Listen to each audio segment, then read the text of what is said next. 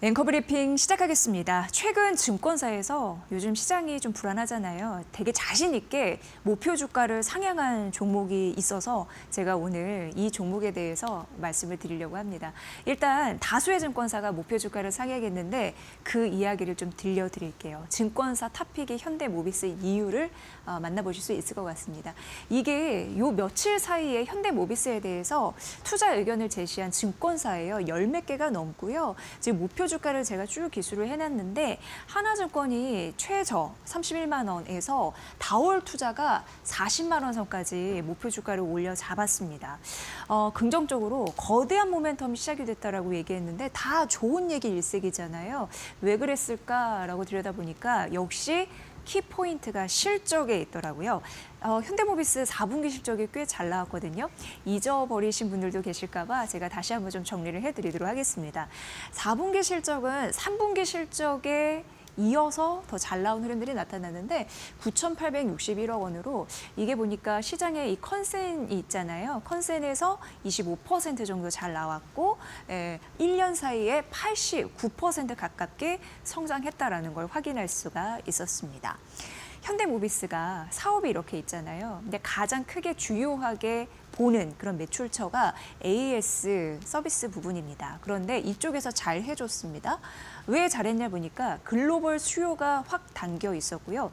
또 환율 수혜가 있었다라는 분석인데 현대모비스가 이제 실적 발표하고 컨퍼런스 콜 열잖아요. 여기서 얘기를 들어보니까 AS 사업 부분은요. 원달러 환율 약세일 때 매출에 도움이 된다고 합니다. 그런 부분도 챙겨보시면 될 것 같고요.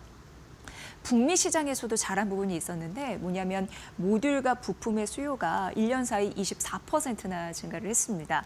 2년 전이었습니다. 2022년도에 현대모비스가 북미 시장에서 전동화 생산 거점을 마련했습니다.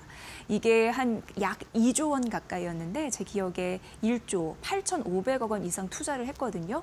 그러면서 북미 쪽에 생산 거점을 마련했는데 그런 흐름들이 하나둘씩 효과를 보고 있는 상황이고 자동차 업계 전반적으로 봤을 때 워낙 좀 대내적인 불확실성이 있었잖아요. 그런데 현대모비스는 이 전략을 택했습니다. 고부가 가치 핵심 부품의 전략을 한 거죠. 그래서 그게 효과가 나타났다라는 부분이 나타나는 거고 또 현대차 기아에서 대규모로 비용을 회수했는데 2분기 연속 이어졌거든요. 게다가 원가 절감 효과도 있었습니다. 그래서 4분기 긍정적인 흐름들이 있었고요.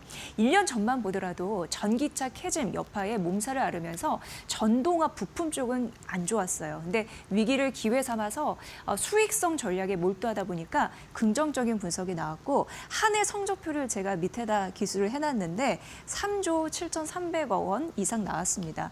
1년 새 34% 성장한 부분으로 최고의 영업이익을 달성했고 영업이익률도 5% 달성했다라는 점 말씀드리도록 하겠습니다.